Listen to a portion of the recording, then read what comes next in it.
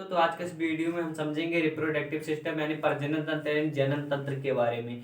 इसका तीनों का मतलब एक ही होता है। रिप्रोडक्टिव सिस्टम यानी प्रजनन तंत्र यानी जनन तंत्र का मतलब क्या होता है? अपने ही जैसे संतान की उत्पत्ति करना। ठीक, चलिए समझते हैं। ये कितने प्रकार के होते हैं? ये दो प्रकार से होते हैं। एक होता है असेक्सुअल, एक होता है सेक्सुअल। असेक्सुअल को बोलते हैं अलैंगिक और सेक्सुअल को बोलते हैं लैंगिक जनन। ठीक, हम लिख दे यहाँ पर, सॉरी, अलैंगिक, इसको बोलते हैं असेक्सुअल। और दूसरा होता है लैंगिक, आपका जो होता है आपका क्या होता है? सेक्सुअल, लैंगिक और सेक्सुअल। अभी ये क्या होते हैं भैया? सवाल उठता है ये क्या होता है? असेक्सुअल और सेक्सुअल क्या होता है? असेक्सुअल वह होता है जिसमें आपको, जैसे आप फोटो कॉपी कराने जाते हैं तो उसमें किसी मेल फीमेल की जरूरत नहीं होती। आप जैसा देते हो वैसा ही आपको मिल जाता है, किसी दूसरी चीज की जरूरत नहीं होती है। उसी प्रकार इसमें भी होता है। आप फोटो कॉपी कराने जाएंगे, मतलब इसमें होगा आपका असेक्सुअल में, आपका मतलब जैसा का वैसा आपको निकाल कर दे देगा, इसमें किसी दूसरे की जरूरत नहीं रहेगी। असेक्सुअल इसको कहते हैं। ये आपका फोटो कॉपी की तरह एकदम होता है। अब सेक्सुअल क्या होता है? सेक्सुअल दो प्रकार सेक्सुअल। अब आप हमें एक चीज बताइए कि प्लांट में यानी पौधे में सेक्सुअल रिप्रोडक्शन होता है या असेक्सुअल रिप्रोडक्शन होता है? तो भैया होता है सेक्सुअल रिप्रोडक्शन होता है। अब कहेंगे कैसे? देखो, सेक्सुअल का मतलब उसमें सेक्स होना जरूरी नहीं है। सेक्सुअल, जैसे कि हम आपको एक उदाहरण दे रहे हैं, जैसे आप घर में, गांव में कहीं पर देखोगे गाय होती होगी, तो गाय को डॉक्टर क्या लाकर डाल देते हैं? सांड का क्या डाल देते हैं? स्पर्म डाल देते हैं, यानी सीमन डाल देते हैं इंजेक्शन के द्वारा। तो क्या इसमें किसी मतलब मीटिंग कराने की जरूरत पड़ी? नहीं पड़ी ना। तो क्या हुआ इसमें? क्या मेल फीमेल की जरूरत पड़ी? नहीं पड़ी। अब देखिए, तो इसको क्या बोलेंगे? आप क्या बोलेंगे?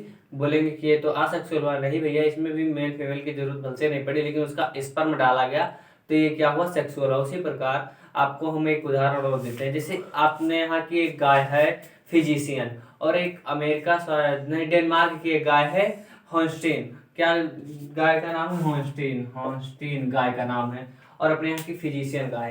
तो हॉन्स्टीन की जो प्रजाति है वो दूध देने की क्षमता जो है बहुत अधिक है।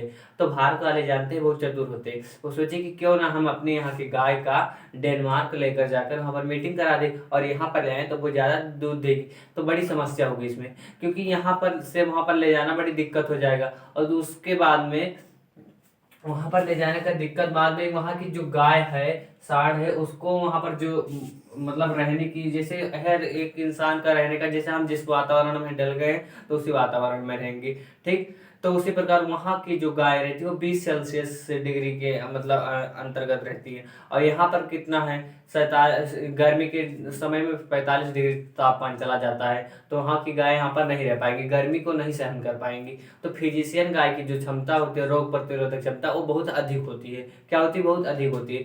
जिसके कारण अपने वहाँ की, देखिए वहाँ के हॉस्टेन जो सांड होगा उसका स्पर्म लाकर यहाँ पर फिजिशियन गाय के अंदर डाल देंगे, तो इससे जो संतान उत्पत्ति होगी बछड़ी के या बछड़े का, तो उसमें माँ की वजह से हो जाएगा रोग प्रतिरोधक क्षमता, और पिता की वजह से क्या हो जाएगा? यानी सांड की वजह से इसमें क्या आ जाएगा? दूध देने की क्षमता देखिए। और दूध ये कितना देता है? लगभग 40-50 लीटर दूध देता है। दिन भर में कम से कम 3 बार इसको दूध लगाना निकालना रहता है। अगर नहीं निकालते तो खुद से गिरने लगता। अब 40-50 लीटर मतलब इतना बड़ा थन जान लीजिए आप। ठीक, इतना। अब हॉस्टेन फिजिशियन, अब इसको ना हॉस्टेन नाम दिया गया ना फिजिशियन नाम दिया गया, अब इसको हॉस्टेन फिजिशियन दोनों नाम दे दिया गया। हॉस्टेन फिजिशियन उस गाय का नाम है अपने यहाँ का, जो वहां से वहां पर मीटिंग कराए, यहाँ पर लाकर मीटिंग नहीं कराए हैं, मतलब वहां का स्पर्म उसका लाकर यहाँ पर डाल दिए, जिसकी वजह से ये भी दूध अधिक देने लगी। तो इसका नाम क्या रख दिया गया? हॉस्टेन फिजिशियन। असेक्सुअल और सेक्सुअल को आप समझ गए होंगे, आई होप आप समझते हैं। हम देखिए, देखिए प्लांट में होता है, और प्लांट में होता है मेल फीमेल की जो दोनों की जरूरत होती है। प्लांट में मेल फीमेल की जरूरत होती है। एनिमल में क्या होता है? मेल फीमेल की जरूरत होती है। तो प्लांट में कैसे जरूरत होती है, एनिमल में कैसे जरूरत होती है? तो हम इसको कैसे समझाएं आपको? इस ये आपका हमारा टॉपिक है रिप्रोडक्टिव सिस्टम मेल का। अब आपको हमें आप कहेंगे प्लांट का समझिए, तो प्लांट का हमें आपको यहाँ पर नहीं समझा सकते हैं, क्योंकि एक साथ हम दो चीजों पर ध्यान नहीं दे सकते। इसलिए हमारा मेन टॉपिक है एनिमल का। तो हम एनिमल का पढ़ेंगे, उसमें मेल और फीमेल के बारे में पढ़ेंगे। और प्लांट का है, हम इसको बॉटनी के चैप्टर में पढ़ेंगे। ठीक, बॉटनी के चैप्टर में इसको पढ़ेंगे। वहां पर हमने 2-3 वीडियो बॉटनी में डाल दिया है। बॉटनी में फ्लावर के बारे में डाल दिया, प्लांट किंगडम के बारे में डाल दिया गया, और लीफ के बारे में डाल दिया है। अब हम उसमें जब पढ़ाएंगे प्लांट किंगडम में रिप्रोडक्टिव सेशन, तब उसमें बताएंगे। ठीक, तो हमारा यहाँ पर मेन टॉपिक क्या है, एनिमल्स में। यानी एनिमल्स में हम लोग भी आते हैं भैया। ठीक, मानव भी आते हैं। तो मानव में मेल और फीमेल के बारे में पढ़ना है हमें। तो हम चलिए स्टार्ट करते हैं, तब तक आप इसको नोट कर लीजिए। अब समझते हैं आसेक्सुअल के बारे में। आसेक्सुअल भैया 3 प्रकार का होता है भैया। कौन कौन सा? एक होता है विखंडन। क्या होता है? विखंडन। दूसरा क्या होता है आपका? मुकुलन, इसको बोलते हैं बडिंग, मुकुलन। तीसरा होता है आपका कायिक जनन, कायिक जनन। अब ये क्या होता है? विखंडन, मुकुलन, कायिक, ये तो हमने लिख दिया, लेकिन इसका मतलब क्या होता है हम समझा रहे हैं। देखिए, विखंडन का मतलब होता है आपका कि एक अंग से एक बड़ी कोशिका 2 छोटी कोशिका में टूटकर विभाजित हो जाती है। एक बड़ी कोशिका 2 छोटी कोशिकाओं में टूटकर क्या हो जाती है? बड़ी विभाजित हो जाती है। ये कोशिका जो होती है, एक बीच में ऐसे चपटी सी होकर 2 अलग अलग, मतलब 2 अलग आकार में डिवाइड हो जाती है, बढ़ जाती है। ठीक, तो इसको क्या बोलते हैं? विखंडन बोलते हैं। अब समझते हैं मुकुलन। मुकुलन क्या होता है? मुकुलन में होता है भैया आपका, इसमें होता है आपका कि एक, मतलब मान लीजिए एक पौधा है। क्या है? पौधा है। इसको हम इस प्रकार समझाएं, एक पौधा है और इसमें से ऐसे निकला हुआ है आपका एक अलग टहनी। ये टहनी जो है ये कट कर गिर जाता है और इसी प्रकार का रूप ले लेता है, तो उसको हम बोलते हैं मुकुलन, यानी बडिंग बोलते हैं। क्या बोलते हैं? एक अंग से कटकर दूसरे अंग का निर्माण होना क्या कहलाएगा? आपका मुकुलन कहलाएगा। अब हम समझते हैं कायिक जनन। कायिक जनन क्या होता है? कायिक जनन भैया होता है, आपने देखा होगा कई पेड़ पौधे इस प्रकार होंगे कि उसके ऊपर भी एक, मतलब पेड़ पौधा उग जाता है। मतलब कायिक मतलब होता है काया, और काया के ऊपर दूसरी काया का जनन क्या होता है? कायिक जनन। एक पौधे से पर दूसरे पौधे का उगना क्या कहलाता है? आपका कायिक जनन होता है। ये आपको समझ में आया? अब हम समझते हैं लैंगिक जनन यानी सेक्सुअल रिप्रोडक्शन के बारे में। इसको हम मिटा दें, मिटा दीजिए।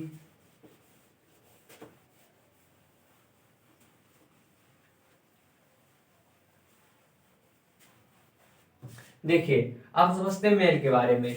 मेल के बारे में समझते हैं। देखिए, इसका मुख्य जनन अंग होता है भैया टेस्टिस होता है। क्या होता है? मुख्य जनन अंग टेस्टिस होता है।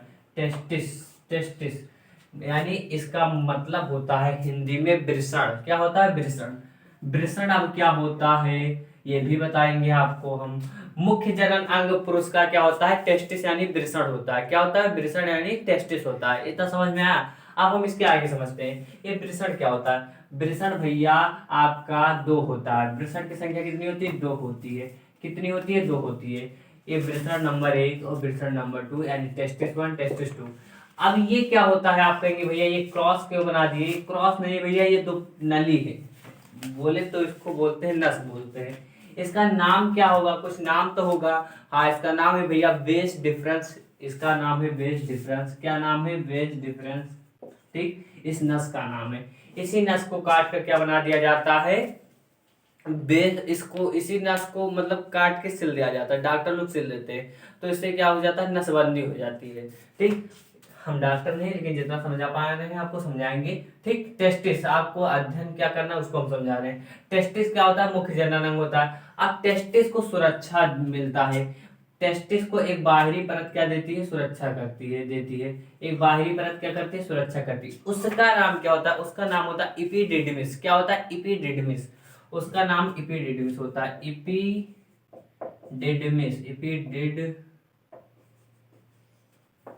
इपिडिडमिस 5 बार 4 बार आप बोलेंगे इपिडिडमिस, इपिडिडमिस, इपिडिडमिस, आपको याद हो जाएगा। याद हो जाएगा ना? हाँ, इपिडिडमिस को। अब इसको हिंदी में भी कुछ कहते होंगे, कुछ नहीं भैया, इसको अधिवृषण बोलते हैं। क्या बोलते हैं? अधिवृषण।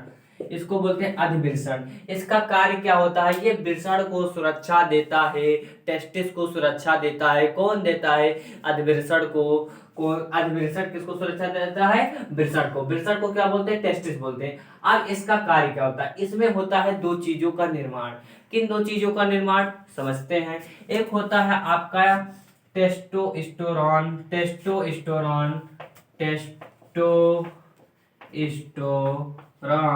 ये क्या होता है भैया, ये कब निकलता है, ये 12 वर्ष की आयु में निकलता है। कितने वर्ष के, पुरुष के 12 वर्ष, जब पुरुष का 12 वर्ष की आयु हो जाती है तो टेस्टोस्टेरोन का निर्माण होने लगता है। इसका लक्षण क्या है, इसका लक्षण है दाढ़ी निकलने लगती है, मूछें निकलने लगती है, शरीर पर बाल उगने लगते हैं, आवाज भारी हो जाती है। इसी एज को हम बोलते हैं पुबर्टी का एज। क्या बोलते हैं भैया, पुबर्टी। पुबर्टी पुबर्टी का एज किसे बोलते हैं, 12 वर्ष की आयु को पुबर्टी एज बोलते हैं। क्या बोलते हैं, पुबर्टी एज।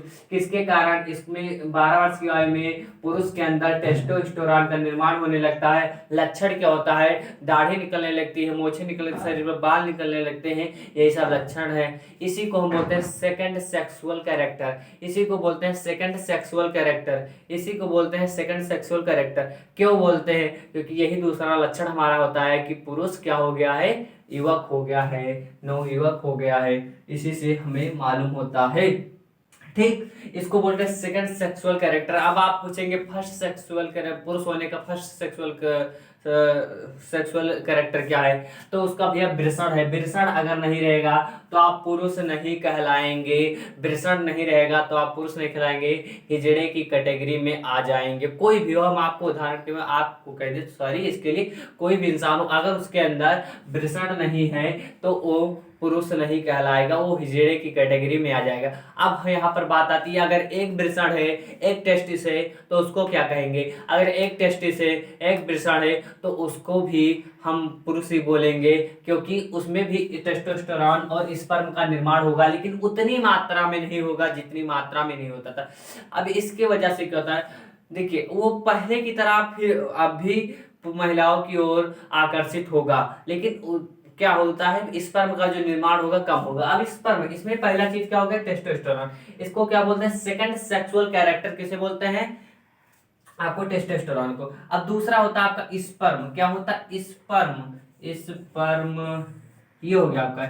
इसकी संख्या जो होती है 20 मिलियन होती है। कितनी से होती है, 20 मिलियन इसकी संख्या होती है। ठीक, यानी 2 करोड़ इसकी संख्या होती है भैया। 2 करोड़ संख्या यानी 20 मिलियन इसकी संख्या होती है। इसकी मात्रा कितनी होनी चाहिए, बनना कितना चाहिए, इसका बन जो होता है 7 ml होना चाहिए। 7 ml, अगर 7 ml से कम होता है तो वो संतान की उत्पत्ति नहीं कर सकता। 7 ml से कम है तो वो इंसान क्या करता, नहीं कर सकता, अपने ही जैसा संतान का निर्माण, मतलब संतान का निर्माण कर ही नहीं सकता वो। ठीक, अगर 7 ml की मात्रा उसके अंदर नहीं बन रही है स्पर्म की। इसका जीवन काल कितना होता है, इसका जीवन काल भैया 20 मिनट होता है। स्पर्म का जीवन काल 20 मिनट होता है।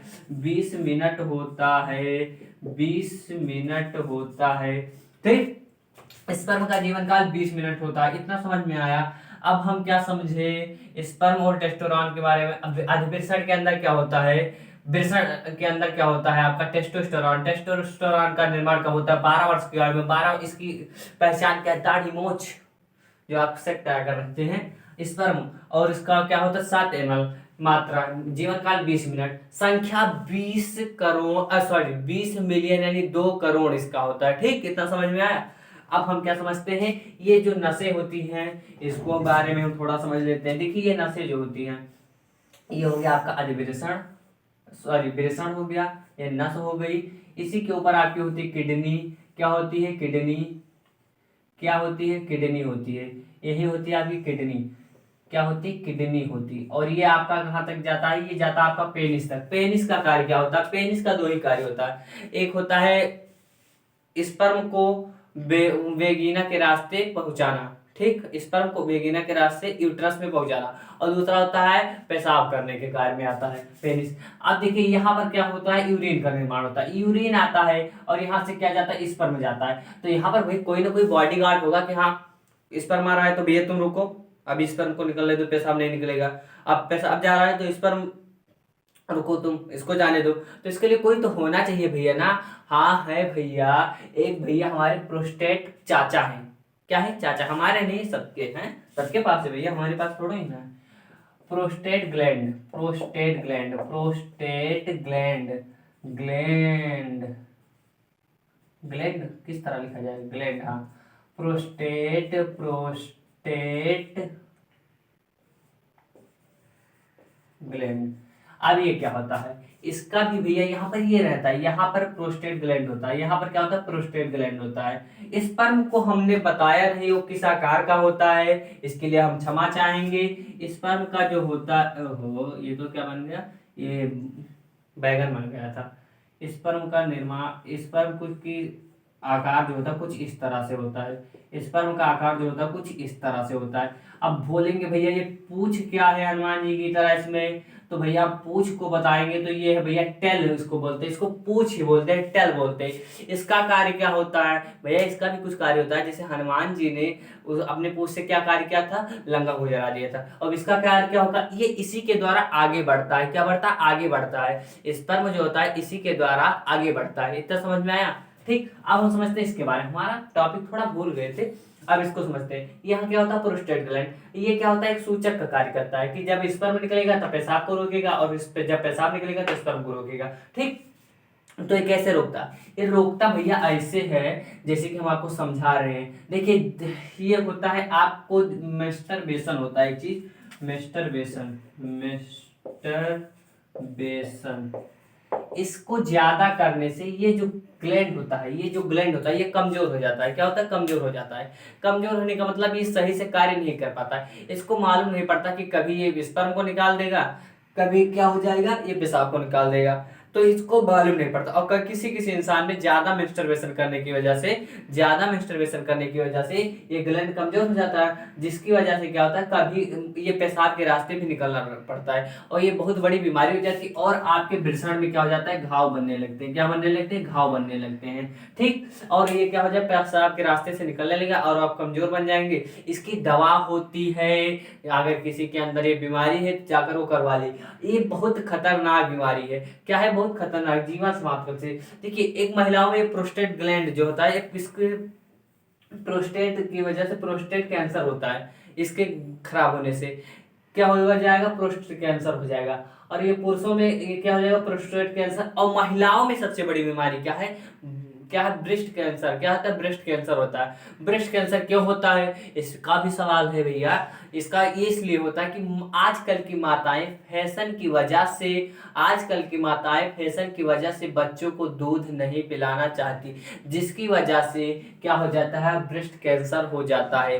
तो आप सबसे हमारा राय है कि आपकी जब शादी होगी तो आप अपनी महिलाओं से कहिएगा भैया ये नेपुल का झमेला छोड़िए, क्योंकि भुगतना आप कमाएंगे, आपको भुगतना रहेगा, आपको दवाई, दर्पण, सारा दुख, परिवार, दवा, पैसा से ज्यादा तो दुख की बात होती है कि किसी को कोई बीमारी हो जाती है। तो इससे बढ़िया कहिए कि बच्चों को दूध पिलाएं। ये नेपुल का आदत जो है खराब होता है, उसकी वजह से खुद खामियाजा भुगतना पड़ेगा, ठीक। तो प्रोस्टेट कैंसर हो जाएगा। तो ये कब होता है, प्रोस्टेट कैंसर कब होता है, ये होता है भैया प्रोस्टेट ग्लैंड के कमजोर होने का, मेस्टरबेशन ज्यादा करने की वजह से ये कमजोर हो जाते हैं। और इसी की वजह से क्या होता है, ये जब कमजोर रहता है तो मानसिक गलती के कारण ये रात को स्पर्म का निर्माण होने लगता है और स्पर्म क्या हो जाता है, बाहर निकल जाता है, ये मानसिक गलती के कारण। आई होप आप इतना समझे होंगे मेल के बारे में। मेल आपका यहीं पर खत्म होता है, हम फीमेल के बारे में। अब देखिए नसबंदी वाला हम आपको समझा दें, ये जो होता है बेस डिफरेंस, यहाँ से काट कर इसको सिल दिया जाता है, इस नस को सिल दिया जाता है, इस नस को बोलते हैं बेस डिफरेंस। इसको सिल देने की वजह से इसको बोलते हैं बेस्कोटॉमी। क्या बोलते हैं, बेस्कोटॉमी। क्या बोलते हैं, बेस्कोटॉमी। कोटॉमी का मतलब होता है भाई काटना, क्या होता है, काटना। इसको काट कर सिल दिया जाता है, जिसको बोलते हैं नसबंदी। क्या बोलते हैं, नसबंदी बोलते हैं भैया, नसबंदी बोलते हैं। इतना समझ में आया।